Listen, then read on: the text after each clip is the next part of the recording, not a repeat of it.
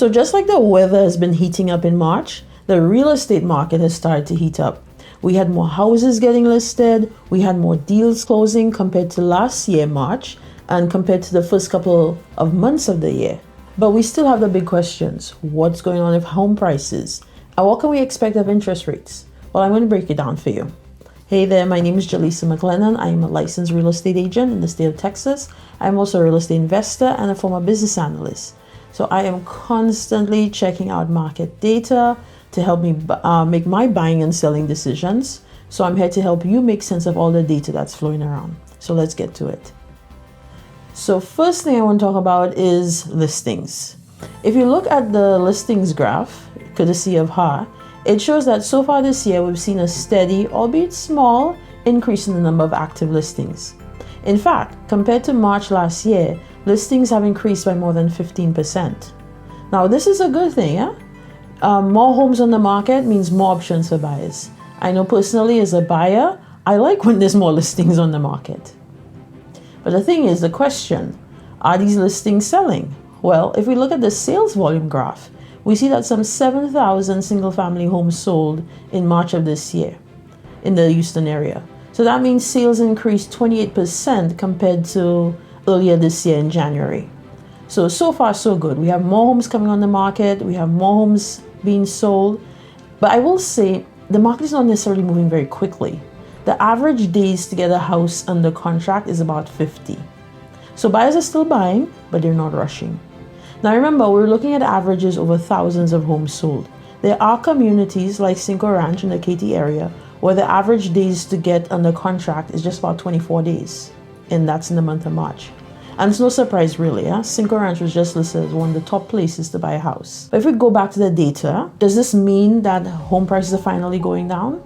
Well, if we look at the graph, we'll see that the average sales price has actually been increasing this year. And in March, we reached a peak of over $400,000 for a single family home. So far we know that there are more listings on the market, things are getting sold, and that sales prices are not necessarily going down. But what about interest rates?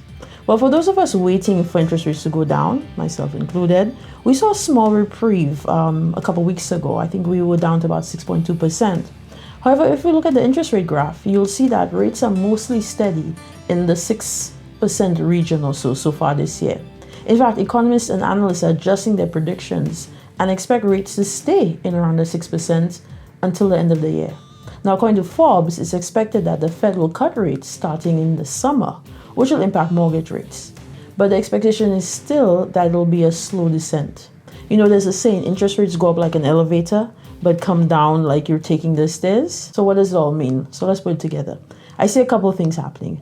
Number one, buyers are adjusting to the new realities of the market. Millennials and Gen Z, which make up something like 60% of the home buying market, seem to be more accepting of the 6%-ish interest rates. They're also showing more willingness to negotiate with sellers on price, and they understand the power of shopping around for the best deal when it comes to your lenders. And get this, the average 4-bedroom home in the Houston area rents for anywhere from about $2,500 to $2,800 a month. Now, even with a 6% interest rate, home buyers are closing on homes paying about the same in mortgage payments. So there's a lot of incentive to purchase a home right now. The second thing we're seeing is that new construction builders are definitely propping up their sales numbers.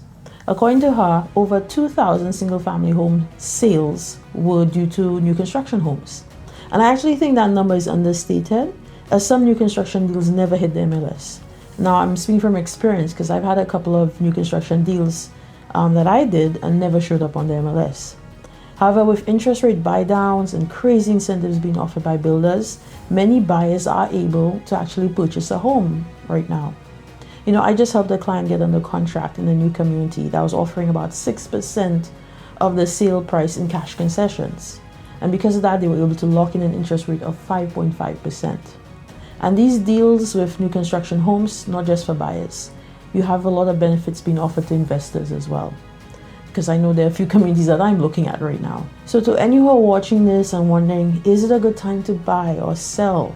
My response is the same. No matter if prices are going up or down, or interest rates are high or low, it depends on you and your circumstances.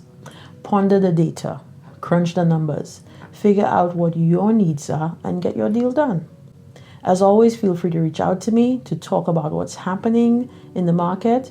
I promise not to bore you too much with graphs and numbers. Well, unless you want to, then I'd be more than happy to pull out my spreadsheets.